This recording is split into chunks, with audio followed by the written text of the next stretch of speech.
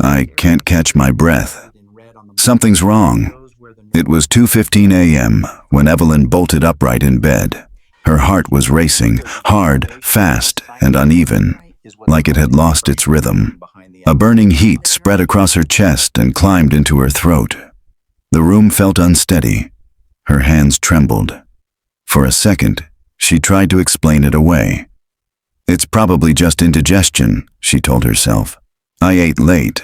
But the feeling didn't fade. It intensified.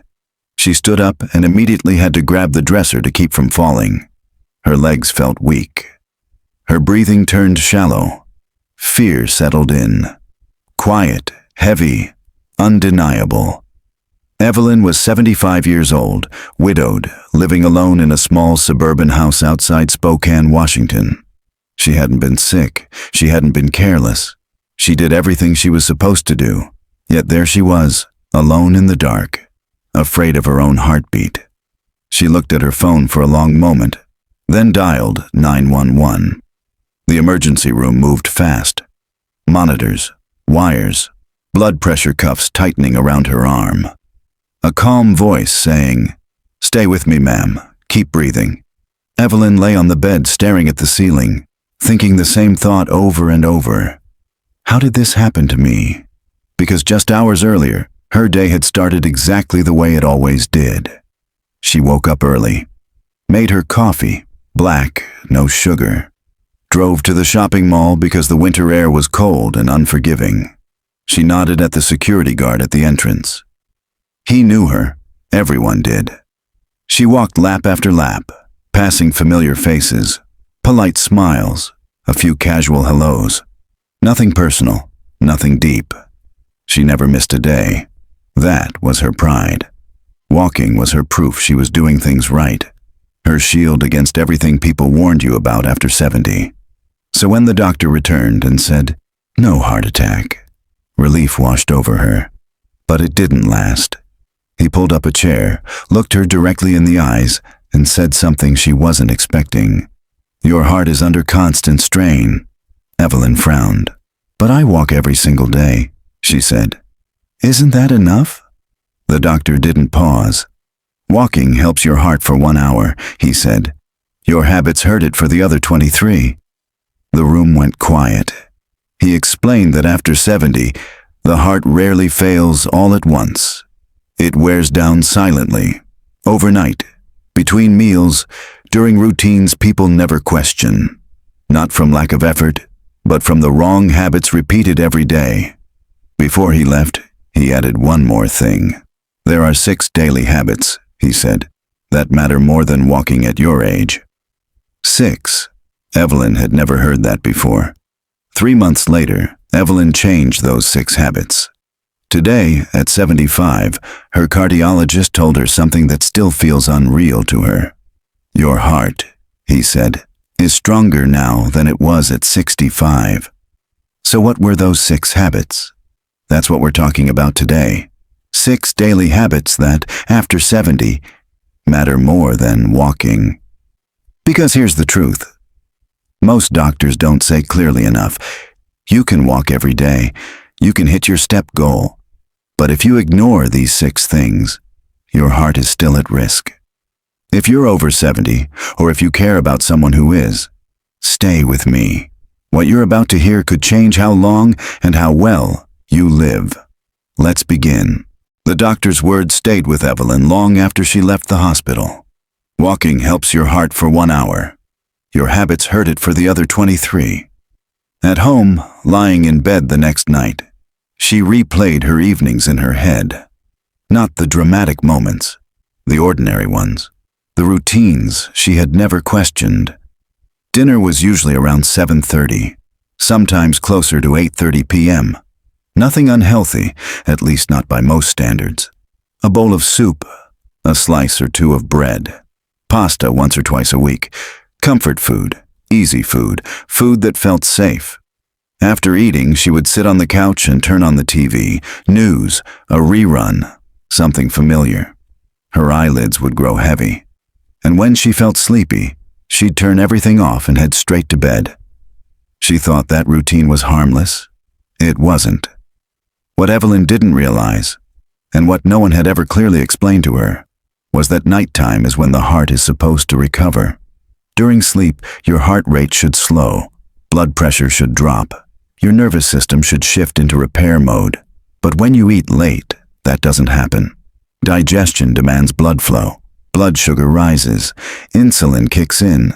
The heart speeds up to support a process that should have ended hours earlier. In other words, while Evelyn was trying to rest, her heart was being asked to work. Her doctor explained it this way: "You're asking your heart to run a marathon while you sleep." That sentence hit her hard. She started noticing things she had ignored before. The nights she woke up with her heart pounding. The sudden heat in her chest. The shallow sleep that left her tired in the morning, even after 8 hours in bed. Those weren't random events. They were warning signs. After 70, your metabolism slows. Your body processes food more slowly. A late dinner doesn't just sit in your stomach. It keeps your entire cardiovascular system active deep into the night. Studies have shown that eating close to bedtime increases nighttime heart rate, disrupts blood pressure patterns, and significantly raises the risk of cardiac events in older adults, even in people who exercise regularly. Walking in the morning couldn't undo what was happening every night. So Evelyn made her first change. Not a drastic one, not a complicated one. She moved dinner earlier. Her new goal was simple: finish eating by 6:30 or 7 p.m. After dinner, instead of sinking into the couch, she took a short, easy walk, 8 to 12 minutes. Not exercise, just movement. Enough to help digestion, lower blood sugar, and signal to her body that the day was winding down. And most importantly, she stopped eating at least 3 hours before bed. No snacks, no just a little something. No exceptions. The first few nights felt strange. She noticed the hunger. She noticed the habit more than the need. But within a week, something changed. She stopped waking up with her heart racing. The burning sensation in her chest faded.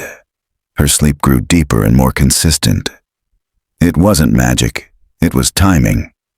So let me ask you something, honestly. What time do you usually eat dinner? And do you ever wake up at night with your heart pounding for no clear reason? If you do, don't try to fix it by walking more. Don't push your body harder. Start by changing when you eat. Because after 70, protecting your heart isn't just about what you do during the day. It's about what you allow your heart to do at night. And this was only the first habit Evelyn had to confront. The dinner change helped Evelyn sleep again, but it didn't answer everything. A few mornings later, she was heading out to check the mail when she ran into Thomas, her next-door neighbor. 78 years old, retired, friendly in a quiet way. They talked often, but never about health. That morning, Thomas looked pale. He leaned slightly against his car as they spoke. "You okay?" Evelyn asked. "Just dizzy," he said, waving it off. "Probably stood up too fast." Later that afternoon, an ambulance pulled into Thomas's driveway. He wasn't having a heart attack. He wasn't having a stroke. But the doctor's conclusion was blunt: severe dehydration. When Evelyn visited him a few days later, Thomas was embarrassed. "I don't drink much water," he admitted. "I'm never really thirsty, and if I drink too much, I'm up all night going to the bathroom." Most days, he told her, he had 2, maybe 3 cups of water. Coffee in the morning, tea in the afternoon. That was it. He thought that was normal. It isn't. What Thomas, and most people over 70, don't realize is this: the sensation of thirst fades with age. By the time you feel thirsty, you're often already dehydrated. After 70, your kidneys work less efficiently. Your body holds on to fluid differently, and without enough water, your blood begins to thicken. Thicker blood doesn't move easily. It forces your heart to pump harder with every single beat. Imagine trying to push honey through a straw instead of water. That's what dehydration does to your circulation. Doctors have known this for years. Research published in major U.S. medical journals has shown that older adults who drink too little water have significantly higher risks of stroke and cardiac strain, even when they exercise regularly. Walking strengthens the heart muscle. But dehydration increases the resistance the heart has to fight against.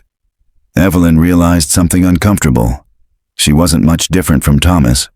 She drank coffee in the morning, maybe a glass of water with lunch, sometimes tea in the afternoon, and she avoided drinking in the evening so she wouldn't wake up at night.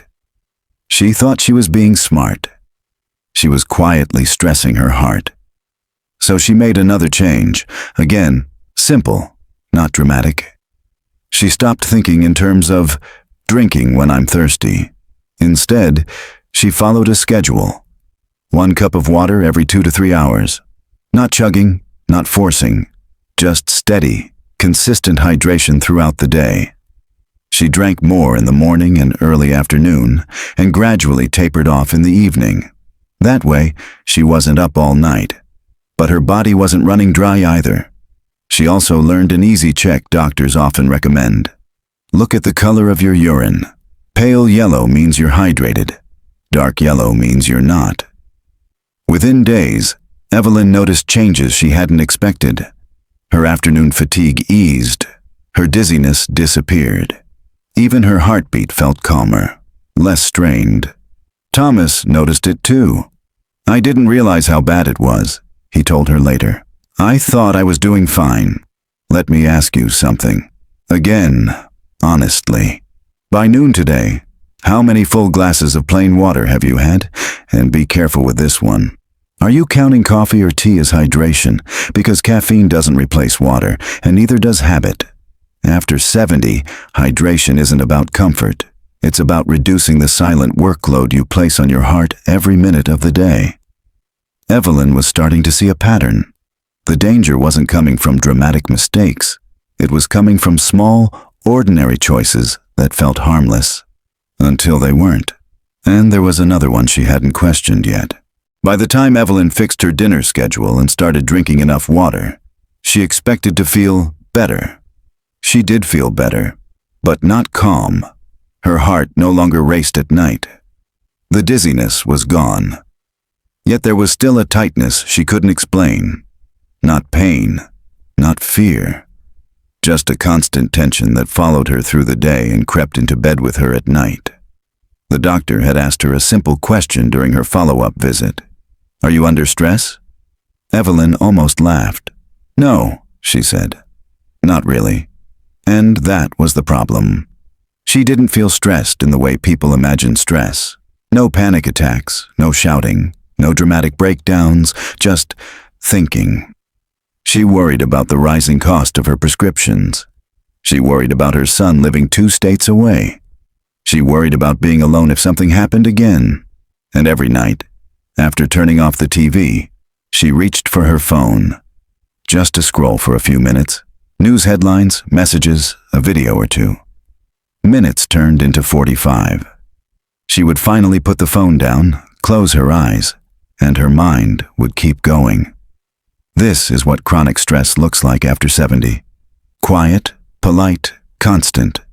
And biologically, it's dangerous.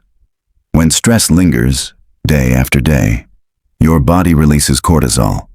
Cortisol is meant to help you survive emergencies, but when it stays elevated, it begins to damage the system it was supposed to protect.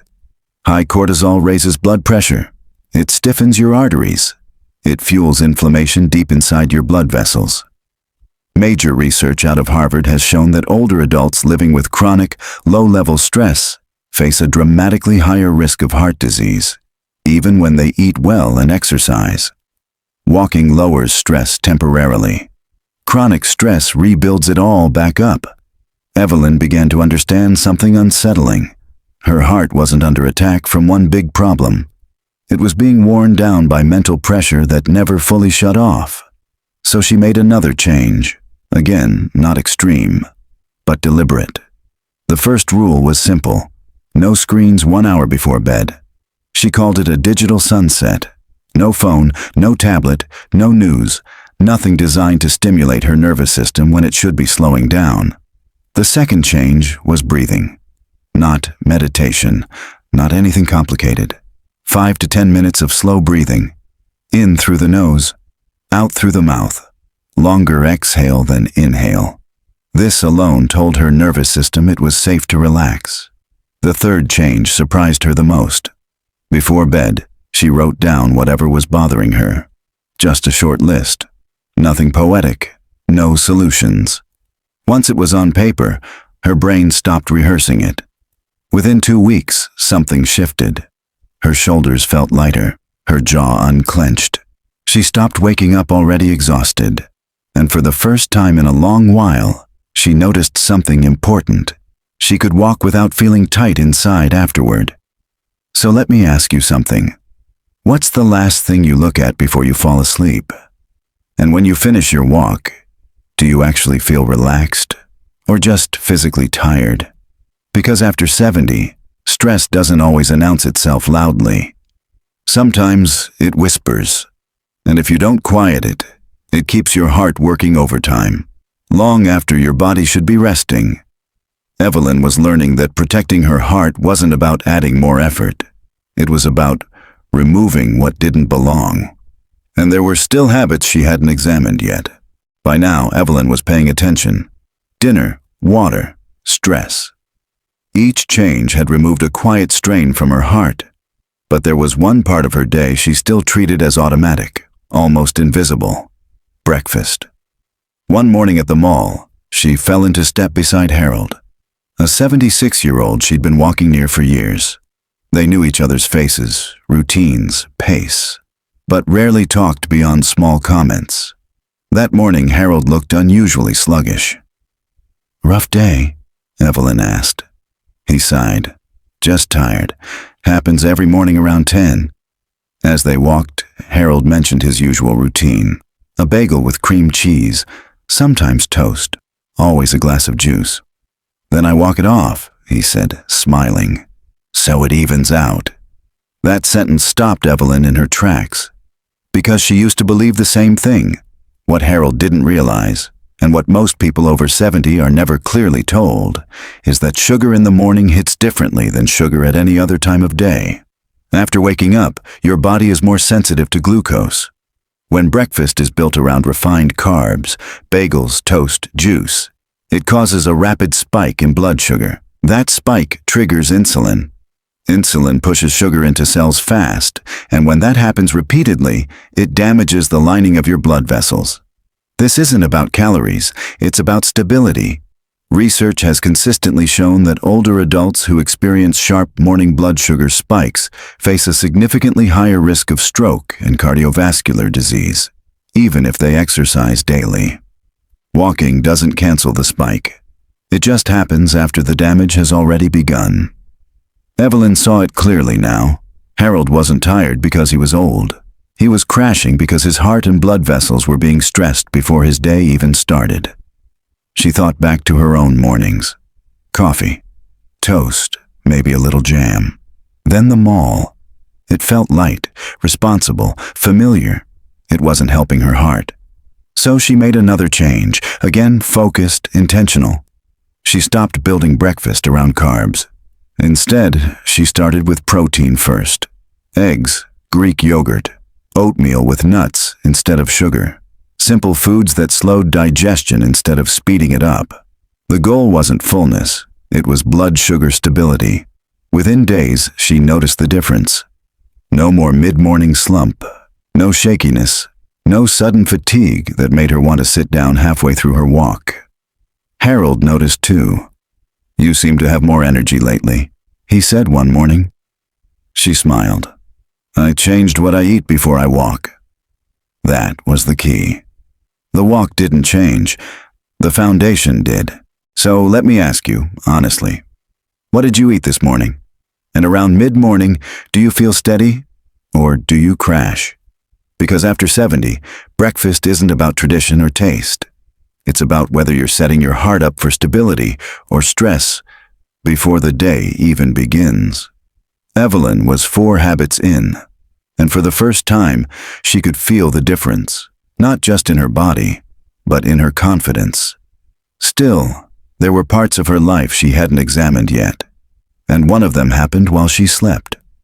By this point, Evelyn had changed what she did while awake, but her cardiologist reminded her of something she hadn't considered yet. "You walk 30 minutes," he said, "but you sleep 7 hours. If something's wrong there, it outweighs everything else." That conversation came back to her a few weeks later during a phone call with Maria, a 71-year-old friend living in Florida. They had known each other years ago through family friends and reconnected recently. Maria sounded frustrated. "I wake up with headaches," she said. "Sometimes my arm feels numb, but I walk every day. I don't get it." When Evelyn asked how she slept, Maria answered without hesitation, "On my stomach. Always have. I can't sleep any other way." That answer explained more than Maria realized. Sleeping on your stomach after 70 creates problems most people never connect to the heart. First, it compresses the chest. That limits how fully the heart can expand with each beat. Second, it twists the neck. That reduces blood flow through the arteries that supply the brain, over hours, night after night. This combination slows circulation and increases the risk of clots, headaches, dizziness, and early stroke warning signs. Studies comparing sleep positions in older adults show a clear pattern. Those who sleep on their stomach have significantly higher rates of cerebrovascular and cardiovascular stress than those who sleep on their side. Maria wasn't waking up tired because she slept poorly. She was waking up tired because her body wasn't getting enough oxygenated blood while she slept. Evelyn realized something unsettling. She didn't sleep on her stomach, but she often ended up there during the night. She'd never thought it mattered. It did. So she made another adjustment. Not a dramatic one, a practical one. She trained herself to sleep on her left side. The left side reduces pressure on the heart and improves circulation. It also supports better blood flow back to the heart and reduces nighttime strain. She placed a firm pillow between her knees to keep her hips aligned. Another pillow rested lightly against her back to prevent rolling over. Her head stayed slightly elevated, not propped up, just supported. The first few nights were uncomfortable. She woke up and had to reposition herself, more than once, but she stuck with it. Within 2 weeks, she noticed changes she hadn't expected. She stopped waking up with a dull morning headache. Her shoulders felt looser. She didn't feel drained when she got out of bed. Maria noticed it too, after she made the same change. "I didn't think sleep position mattered," Maria said later. "No one ever told me." That's the problem. Most people focus on exercise because it feels active, but sleep is where recovery happens, or doesn't. So let me ask you, how do you usually fall asleep? On your side, your back, or your stomach? And when you wake up, do you feel rested or already worn out? After 70, sleep position isn't about comfort. It's about circulation. And if you ignore it, no amount of walking during the day can fully undo the damage done at night. By now, Evelyn had changed how she ate, drank, slept, and calmed her mind. Her body felt steadier. Her heart felt quieter.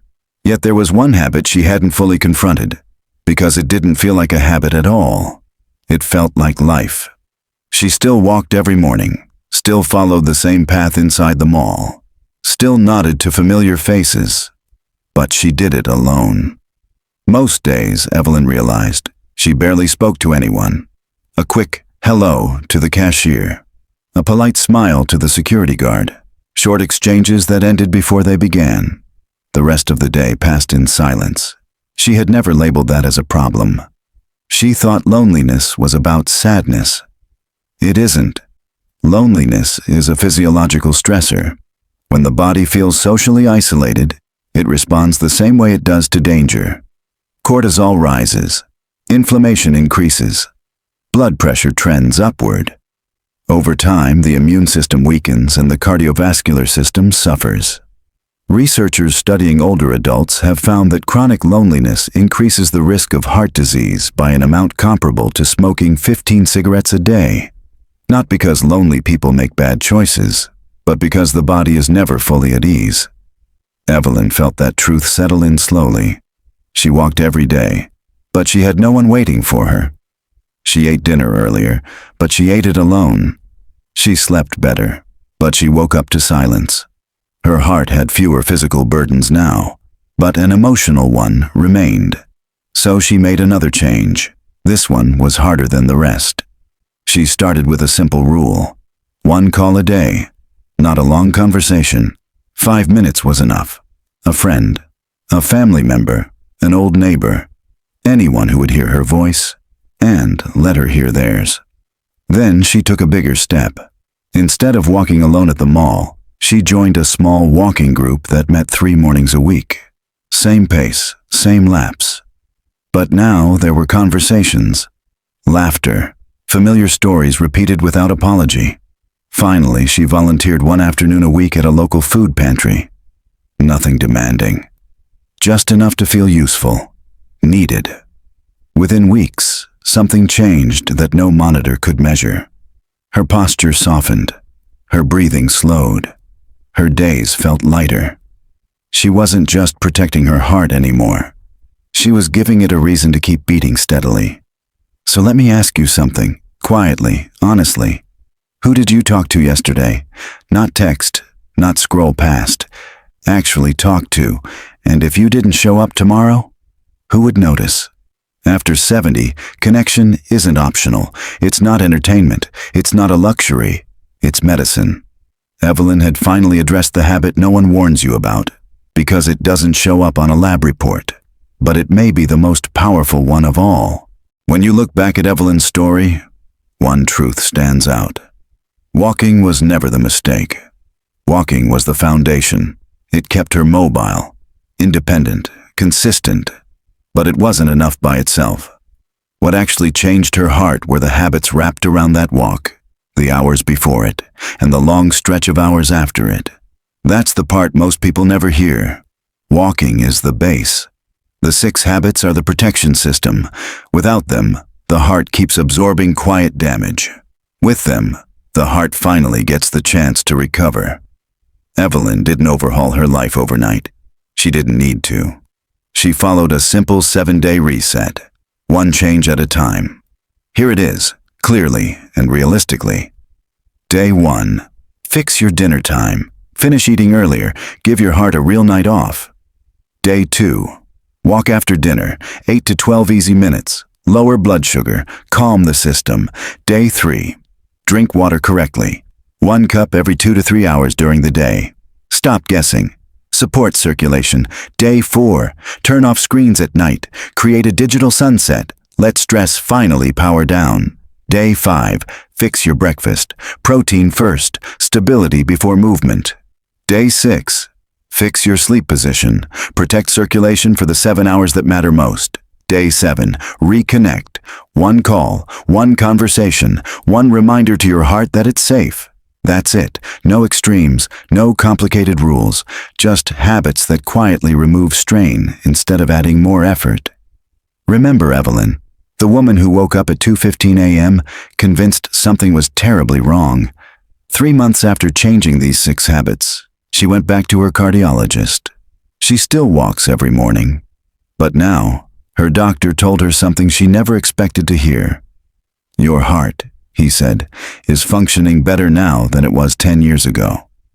Walking mattered. She never stopped walking. But after 70, these 6 habits mattered just as much, maybe more. So let me ask you, how many of these habits are you doing right now? Leave a comment below and be honest with yourself. And if this video helped you understand your heart a little better, subscribe. Because next time, I'm sharing 5 everyday foods that can help reverse heart damage after 70. You don't want to miss that. Thank you for watching, and take care of your heart.